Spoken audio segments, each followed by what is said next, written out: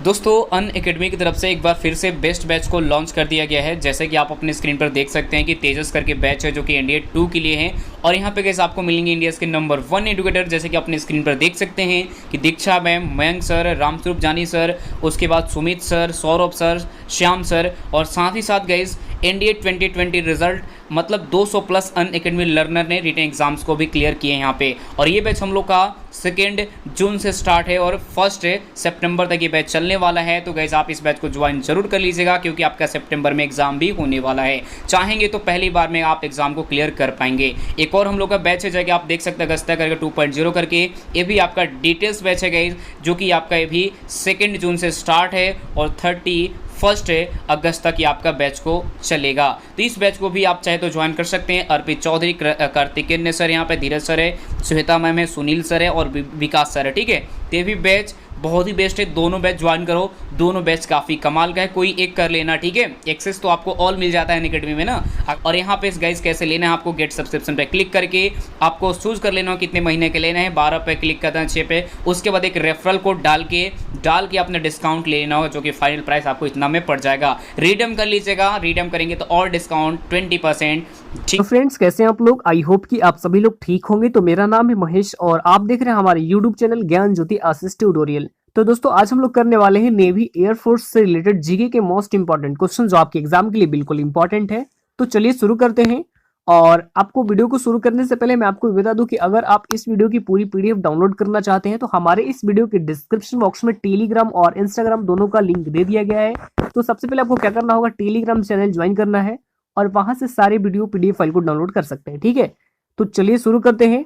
और यहाँ पर देखेंगे पहला क्वेश्चन आप लोगों के स्क्रीन के ऊपर ये है। पहला क्वेश्चन ये कि संत कबीर का जन्म कहाँ हुआ था। तो नीचे में आपको 4 ऑप्शन दिए गए हैं। ऑप्शन ए में है Varanasi, option B Hyderabad, option C Mathura और ऑप्शन डी में है दिल्ली। तो यहाँ पे इस क्वेश्चन का राइट आंसर क्या हो जाएगा? ऑप्शन नंबर ए हो जाएगा। ए क्या है हमारे पास? वाराणसी हो जाएगा राइट आंसर। ठीक है, जो संत कबीर थे उनका जन्म वाराणसी में हुआ था।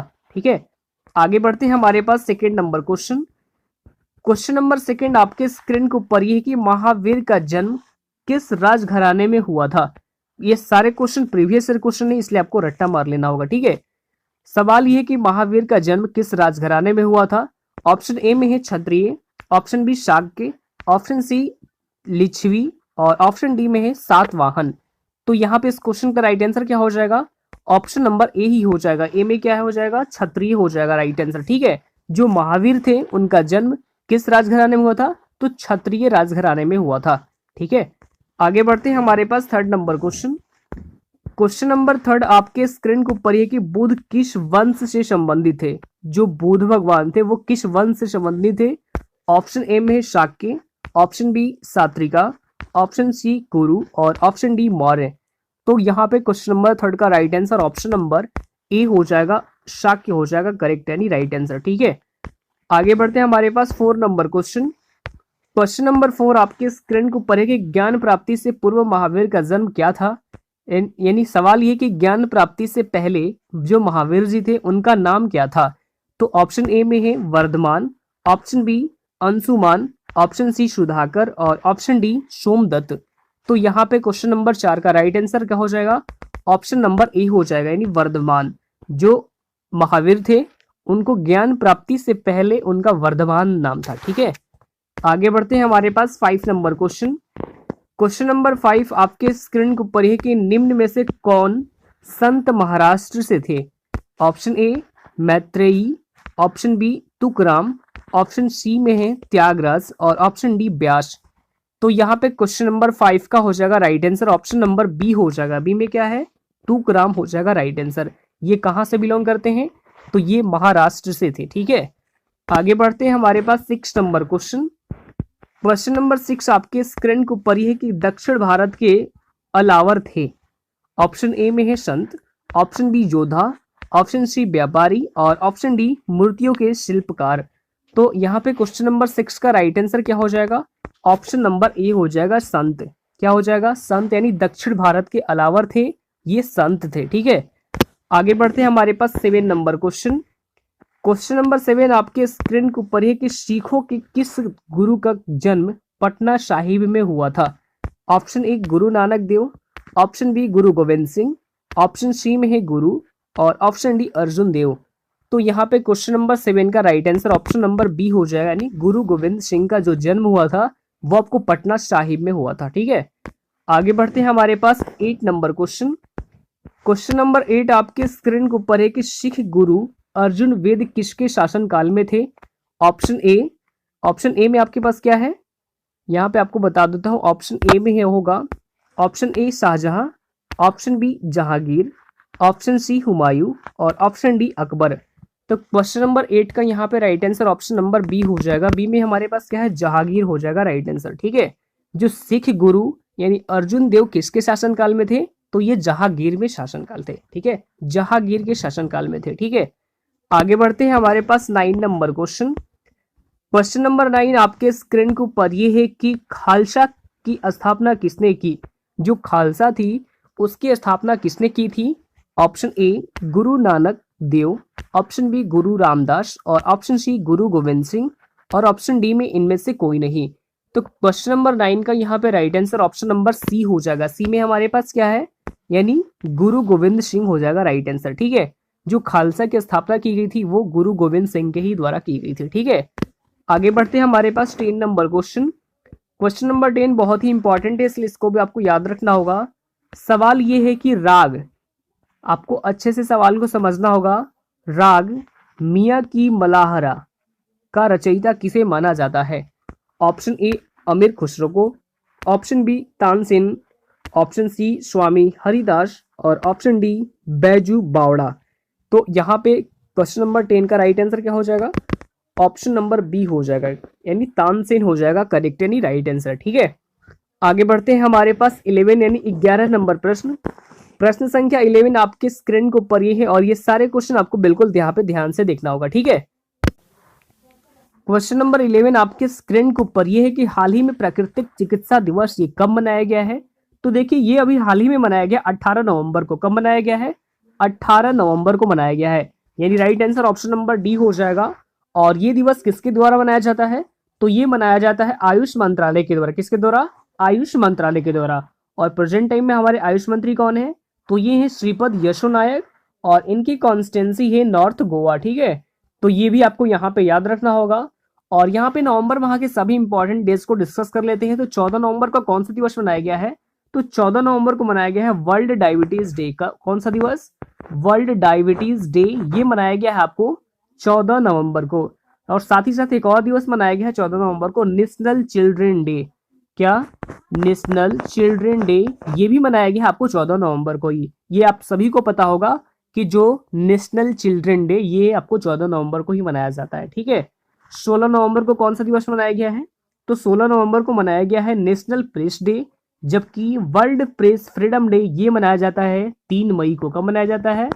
3 मई को मनाया जाता है। क्या? वर्ल्ड प्रेस फ्रीडम डे ये आपको 3 मई को मनाया जाता है, और ये 16 नवंबर को आपको नेशनल प्रेस डे मनाया जाता है। ठीक है, 17 नवंबर को कौन सा दिवस मनाया गया है? तो 17 नवंबर को मनाया गया है international students day. International students day ये आपको 17 नवंबर को मनाया गया है। जबकि आपको बता दूं कि जो वर्ल्ड स्टूडेंट्स डे होता है ये आपको 15 अक्टूबर को मनाया जाता है। कब मनाया जाता है? 15 अक्टूबर को।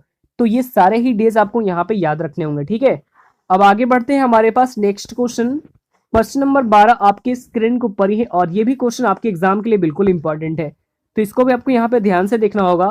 क्वेश्चन नंबर 12 आपके स्क्रीन के ऊपर ये है कि हाल ही में pro N Bhaduri memorial lecture award 2020 से किसे सम्मानित किया गया है? तो देखिए ये भी क्वेश्चन आपके एग्जाम के लिए तो और भी इंपॉर्टेंट है। तो ये अभी हाल ही में सम्मानित किए गए हैं डॉक्टर संसुता कर को। किसको? डॉक्टर संसुता कर को, यानी राइट आंसर भी ऑप्शन नंबर डी हो जाएगा। ठीक है, और इन्हें society of biological chemistry Bengaluru के द्वारा इन्हें सम्मानित किया गया है। ठीक है, और यहाँ पे हम सभी जो ऑप्शन दिए गए इन सभी के बारे में डिस्कस कर लेते हैं। तो जो रस्किन बॉन्ड है जो ऑप्शन नंबर ए में दिया गया है, तो रस्किन बॉन्ड इन्हें अभी हाल ही में Tata literature life time achievement award से भी नवाजा गया है। और यहाँ पे हम बात कर लेते हैं यदि एस हरीश के बारे में, तो एस हरीश एक मलयालम लेखक हैं जिन्हें भी हाल ही में जेसीबी साहित्य अवार्ड से नवाजा गया है। ठीक है, अब यहाँ पे हम बात करते हैं हरिहरन के बारे में। तो इन्हें अभी हाल ही में मलयालम सिनेमा के लिए आजीविका योगदान के लिए आईसी नहीं, जेसी डेनियल अवार्ड से नवाजा गया है। तो ये भी आपको यहाँ पे याद रखना होगा, ठीक है। आगे बढ़ते हैं हमारे पास 13 यानी 13 नंबर प्रश्न। प्रश्न संख्या 13 आपके स्क्रीन के ऊपर ये है और ये भी क्वेश्चन बिल्कुल इंपॉर्टेंट है। ध्यान से देखेंगे प्रश्न संख्या 13 यहाँ पे, हाल ही में नासा ने पहली पूर्ण व्यावसायिक उड़ान से कितने अंतरिक्ष यात्रियों को अंतरराष्ट्रीय स्टेशन भेजा है। ये भी क्वेश्चन आपके एग्जाम में बहुत बार पूछे जाएंगे, क्योंकि ये जो सवाल है ये बहुत ही इंपॉर्टेंट है और ये नासा से रिलेटेड है, ठीक है।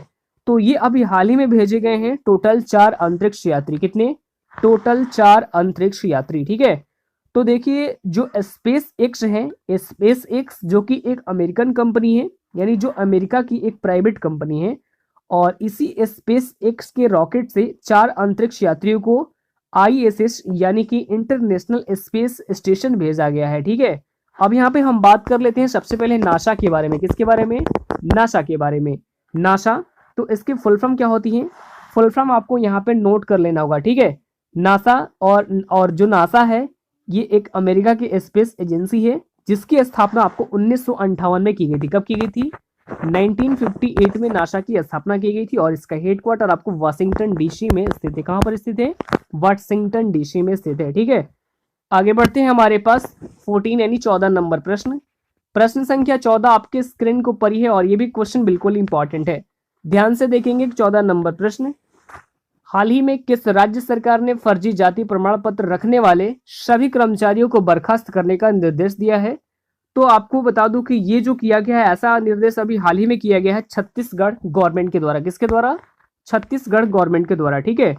तो देखिए छत्तीसगढ़ के जो मुख्यमंत्री हैं जिनका नाम है भूपेश बघेल जी, इन्होंने ये ऐलान किया है कि जिसके पास भी फर्जी कास्ट सर्टिफिकेट यानी कि फर्जी जाति जो प्रमाण पत्र है और फर्जी जाति प्रमाण पत्र के आधार पर वो सरकारी पदों पर कार्यरत है, उन सभी कर्मचारियों को बर्खास्त करने का फैसला किया गया है छत्तीसगढ़ गवर्नमेंट के द्वारा। तो हम यहाँ पे हम बात कर लेते हैं छत्तीसगढ़ के बारे में। तो जो छत्तीसगढ़ है इसकी राजधानी क्या है? तो छत्तीसगढ़ की राजधानी है रायपुर।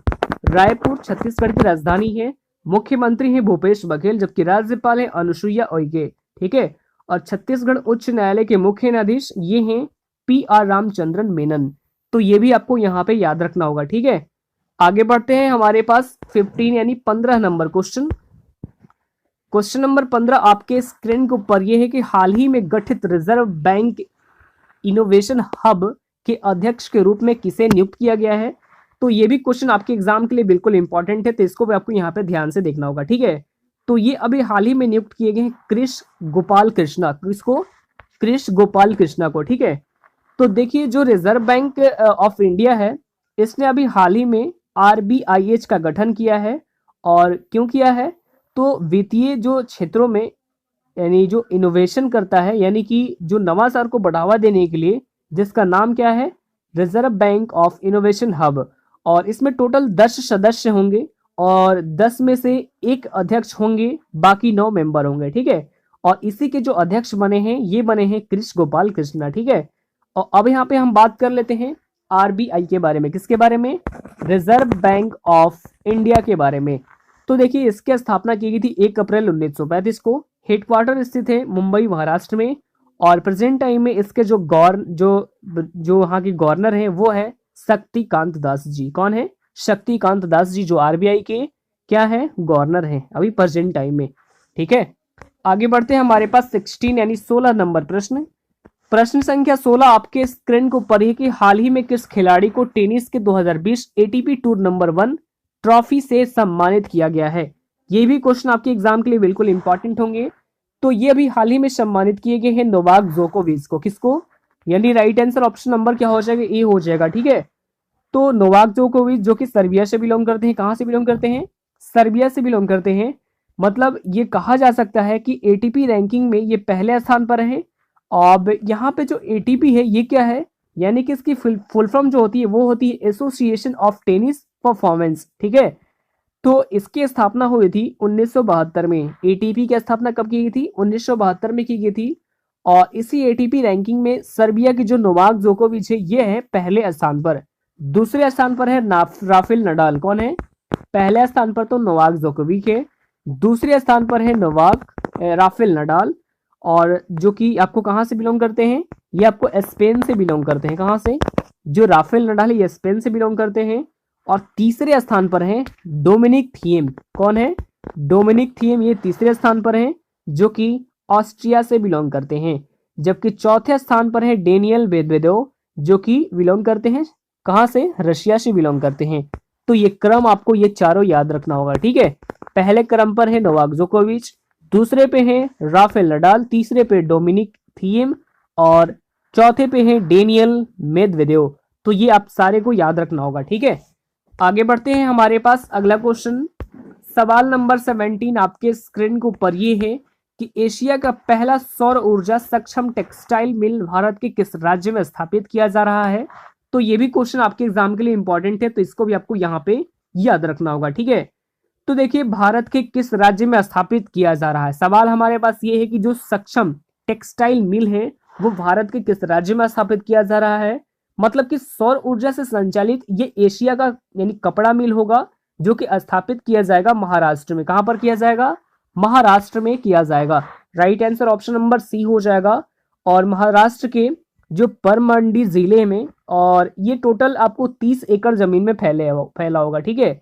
और जय भवानी महिला शाकाहारी कपड़ा मिल, यह है इसका नाम, जो कि एशिया की पहली ऐसी मिल होगी जो कि पूरी तरह से सौर ऊर्जा से संचालित होगी। और ये टोटल आपको 100 करोड़ रुपए की लागत से तैयार किया जा रहा है। कितने करोड़ की लागत से? 100 करोड़ की लागत से ये पूरे मिल को तैयार किया जा रहा है, जो कि स्थापना इसके आपको कौन से राज्य में किया जा रहा है? तो महाराष्ट्र राज्य में। अब यहाँ पे हम बात करते हैं महाराष्ट्र के बारे में। तो राजधानी क्या है? महाराष्ट्र की राजधानी है मुंबई। मुंबई क्या है? महाराष्ट्र की राजधानी है। ये आपको नोट कर लेना होगा, आप अगर नहीं जानते होंगे तो, ठीक है। मुख्यमंत्री तो ये है उद्धव ठाकरे, राज्यपाल है भगत सिंह कोश्यारी, जो कि गोवा के भी राज्यपाल का भी एडिशनल चार्ज संभाल रहे हैं भगत सिंह कोश्यारी जी, ठीक है। आगे बढ़ते हैं, हमारे पास 17 हो गया। 18 नंबर प्रश्न, प्रश्न संख्या 18 आपके स्क्रीन के ऊपर ये कि हाल ही में विश्व आर्थिक मंच द्वारा जारी किए गए एक 36 स्मार्ट सिटी रोड मैप शहरों में भारत की कितनी शहरों को चुना गया है। तो ये क्वेश्चन भी आपके एग्जाम के लिए बिल्कुल इंपॉर्टेंट है, तो इसको भी आपको यहाँ पे ध्यान से देखना होगा, ठीक है। तो देखिए, ये चुना गया है कुल 4 शहरों को। कितने शहरों को? टोटल 4 शहरों को किया गया है। यहाँ पे 2 की जगह क्या लिखेंगे हम? 4 कर देंगे, ठीक है। आपको पीडीएफ में मॉडिफाई कर दी जाएगी। तो ये टोटल 4 शहरों को चुना गया है। तो देखिए, जो वर्ल्ड इकोनॉमी जो फोरम है, इसने नई तकनीकों के सुरक्षित रूप से अपनाने के लिए यानी बेहतरीन रोड मैप तैयार करने वाले कुल 36 वैश्विक शहरों को लिस्ट जारी की थी, जिसमें भारत के कुल 4 शहर शामिल किए गए हैं, ठीक है। 4 शहर कौन कौन से हैं? एक तो है बेंगलुरु, दूसरा है फरीदाबाद, तीसरा है इंदौर और चौथा है हैदराबाद। और इन्हीं 4 शहरों को शामिल किया गया है। तो ये आपको याद रखना होगा, ठीक है। स्मार्ट सिटी रोड मैप में ये 4 शहरों को शामिल किया गया, भारत के 4 शहर। फिर से आप 4 शहरों का नाम नोट कर सकते हैं। यहाँ पे पहला है बेंगलुरु, दूसरा है फरीदाबाद, तीसरा है इंदौर और चौथा है हैदराबाद। तो ये सारे शहरों का आपको यानी जो 4 शहर है ये आपको याद रखना होगा। आगे बढ़ते हैं, हमारे पास 19 यानी 19 नंबर प्रश्न, प्रश्न संख्या 19 आपके स्क्रीन के ऊपर ही है और ये भी क्वेश्चन बिल्कुल इंपॉर्टेंट है, ठीक है। तो सवाल हमारे पास 19 नंबर ये है कि हाल ही में जो इक्विटास स्मॉल फाइनेंस बैंक ने अपना ब्रांड एम्बेसडर ये किसे बनाया गया है। तो देखिए, ये जो क्वेश्चन है ये ब्रांड एम्बेसडर से रिलेटेड है, ठीक है। तो ये आपको यहाँ पे याद रखना होगा। तो इसे अभी हाल ही में जो ब्रांड एम्बेसडर बनाया गया है, ये अभी हाल ही में बन गई है। कौन बनी है? पीवी सिंधु बन गई है। राइट आंसर क्या हो जाएगा? ऑप्शन नंबर ए हो जाएगा, ठीक है। अब आगे बढ़ते हैं, हमारे पास 20 यानी 20 नंबर क्वेश्चन, क्वेश्चन नंबर 20 आपके स्क्रीन के ऊपर है कि हाल ही में फाइनेंस पीयर के ब्रांड एम्बेसडर ये किसे बनाया गया है। तो ये भी क्वेश्चन बिल्कुल इंपॉर्टेंट है। ये अभी हाल ही में बनाया गया हरभजन सिंह को। किसको बनाया गया है? हरभजन सिंह को बनाया गया है। तो ये भी आपको यहाँ पे याद रखना होगा और इस क्वेश्चन का right answer option number C हो जाएगा। तो ये सारे ही क्वेश्चन आपको यहाँ पे याद रखने होंगे और ये सारे क्वेश्चन आपके एग्जाम के लिए बिल्कुल इंपॉर्टेंट है। अगर आपको ये वीडियो अच्छा लगा तो वीडियो को लाइक कीजिए, कमेंट कीजिए और अपने स्टडी ग्रुप में एटलीस्ट एक शेयर भी कर दीजिए, ठीक है। तो चलिए फिर मिलते हैं नेक्स्ट वीडियो में, तब तक के लिए bye bye, take care, all the best, thank you.